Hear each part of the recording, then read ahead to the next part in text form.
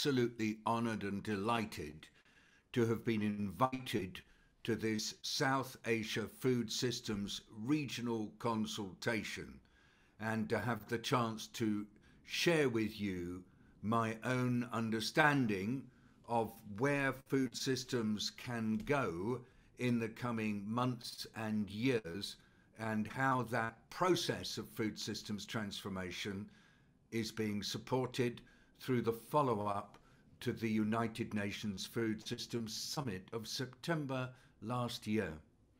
Just a couple of words about myself. I'm a public health doctor, and I have spent a lot of my early years living and working in South Asia. I've been working a lot recently both on food systems transformation and on COVID-19, and I'm interested in the number of references to the pandemic in the comments that I've heard so far. I'd like at the beginning to pay respect to all the senior officials and guests that are here today, the chief guest and others, and the organisers of this really important event. I'd like you to accept that I've observed protocols as I now go into my 10 minutes of remarks. I'm just really wanting to share with you one key point today. It's the thing I most want you to remember from what I have said, and it is that the level of engagement in food systems transformation around our world is growing day by day, and that, I believe, is one of the most exciting and transformative developments for the future of the people of our world and of the planet herself.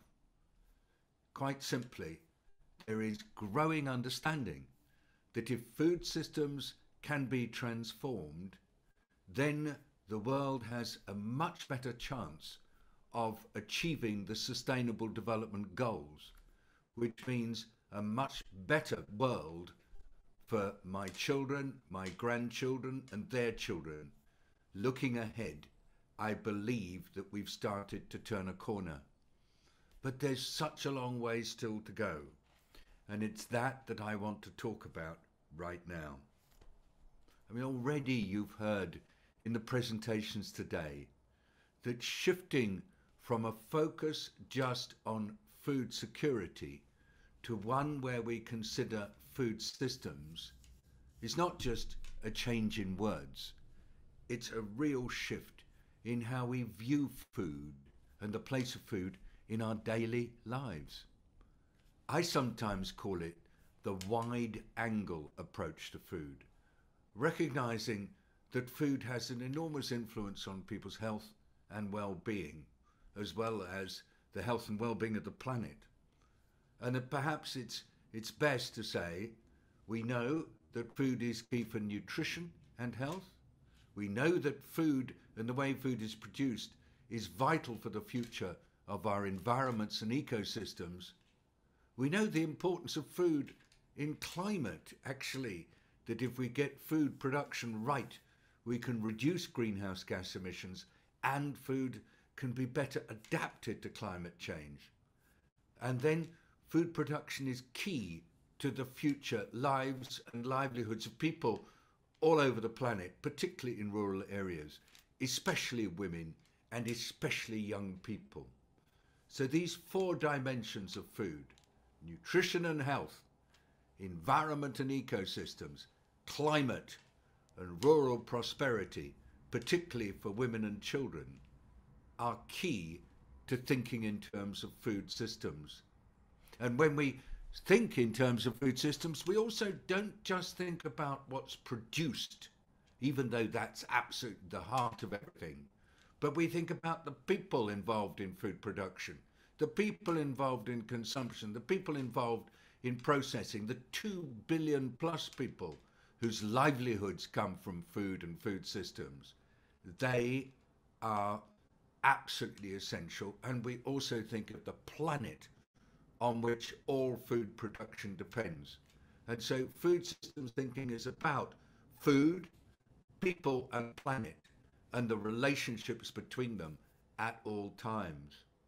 So that wide angle approach, an approach that sees the relationship between food and all 17 sustainable development goals, was the approach that the Secretary General of the United Nations wanted to bring into thinking about food in the run-up to the Food Systems Summit last year. And listening to comments from several of you speaking already, and listening to comments from people all over the world, that discussion, that new way of thinking is now getting well established. And what it does is it means that when we're working on food, we need to work right across all the sectors of government. The Ministry of Agriculture is there in the centre, but so many other sectors and ministries and departments have vital roles. And in addition, we also need to understand that different academic disciplines are needed.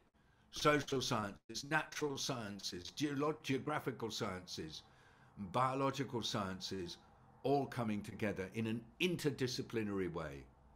And food systems involve numerous different sectors, so it's multi-sectoral, multi-stakeholder, and multi-level in the country. That way of looking at food, where you involve multiple sectors and engage many stakeholders at different levels in the country, sometimes challenges people who want things to be tightly confined in disciplines, in departments. But food systems working requires us to work across boundaries in a different way. So that's what happened in the run-up to the Food Systems Summit, and it continues now. 148 national governments decided that they wanted to organise national dialogues around the future of food systems. They teamed up with more than 1,000 groups who organised independent dialogues. All together in the national and independent dialogues, more than 107,000 people were involved in the dialogue process. And what does it do? It redefines the boundaries of your thinking. It opens you up to new areas of exploration. It helps you make to new connections on how you're going to work and to find new ways of working. And that leads, as we've seen in the Food Systems Summit, to new commitments. Of course, you will say to me, but David, the difficulty in food systems is the inequities and the fact that often the people who do most of the food production have so little access to power over how they can participate in food systems. And yes, the dialogues don't overcome that inequity that is often there, but it leads to much greater understanding of how power differentials and policy and practices are often closely interlinked.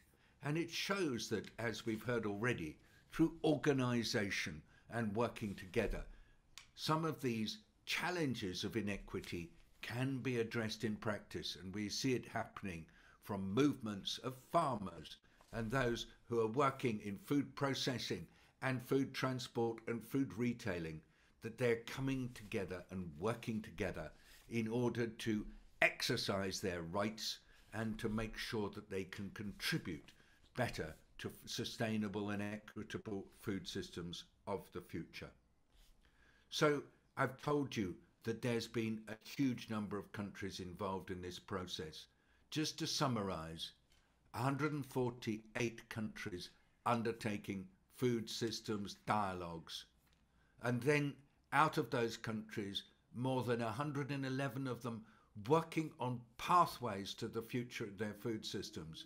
And they're continuing to do this now all over the world, in country after country. And I would say particularly in Asia, where you are today, with new stakeholders coming in and being part of the exploration of the future of food systems, building on and using the pathways that were developed during the Food Systems Summit. We can now see in more than 100 countries there are steps being taken towards long-term food systems transformation in ways that contribute to greater equity, greater sustainability, and greater resilience that will benefit all of us in the medium and long-term future. Of course, the shocks happening in food around the world are very distressing. COVID-19 has affected hundreds of millions of people, and still we're experiencing the pandemic. It's not over yet. Climate change is accelerating, and farmers are the first to feel the results of climate change. Costs are rising, and some of those are influenced by events taking place in different parts of the world. In some cases, they're rising very fast. And then conflict is there in many locations and disrupts food systems and impairs the work being done by farmers and by fishers. So all I want to say to you as I finish my remarks is that the food systems revolution is here. There is an enormous upsurge of public engagement with energy being unleashed in this revolution. It is made possible through open, structured dialogues where the opinions of all are respected. It's also made possible through the enlightened behaviour of governments, farmers, civil society, the private sector, science, indigenous people, women, young people, and all with an interest. And we are going to see in the coming weeks and months continued progress towards food systems that are nutritious and healthy, that are environmentally sustainable, that are good for and compatible with climate, and that contribute to greater well-being of all people, especially those who hitherto have not benefited from the opportunities that come with sustainable development. Thank you again for the chance to be with you today. If you are interested to know more about the food systems dialogues process and about the results that are being achieved, and to see the synthesis of what progress is being made through the national pathways, please do look at the website www.summitdialogues.org.